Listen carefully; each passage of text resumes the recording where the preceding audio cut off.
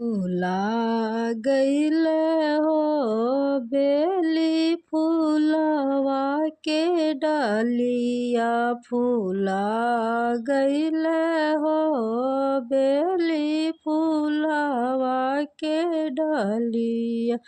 बेली चुने चालेली बेटी हो अनजानू बेटी, बेली चुन चालेली बेटी हो अनजानू बेटी। रोवे लगली काने लगली बेटी हो अनजानू बेटी। छूटल जाला हो मोरो पापा जी के नगरिया, छूटल जाला हो मोरो चाचा जी के नगरिया। मती रोवा मती काना बेटी हो अनजानू बेटी, मती रोवा मती काना बेटी हो अनजानू बेटी। तोहरा मिलल हो राजा दशरथ ऐसन सासुर, तोहरा मिलल हो राजा दशरथ ऐसन सासुर। फूला गईल हो बेली फूलवा के डालिया, फूला गईल हो बेली फूलवा के डालिया।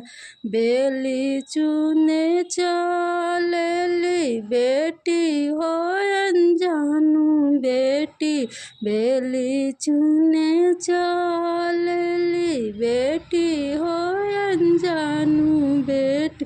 रोवे लगली काने लगली बेटी हो अनजानू बेटी। छूटल जाला हो मोरो आमा रानी के गोदिया, छूटल जाला हो मोरो चाची रानी के गोदिया। मती रोवा मती काना बेटी हो अनजानू बेटी, मती रोवा मती काना बेटी हो अनजानू बेटी। तोहरा मिलली हो माता कोशिला ऐसन सासू, तोहरा मिलली हो माता कोशिला ऐसन सासू।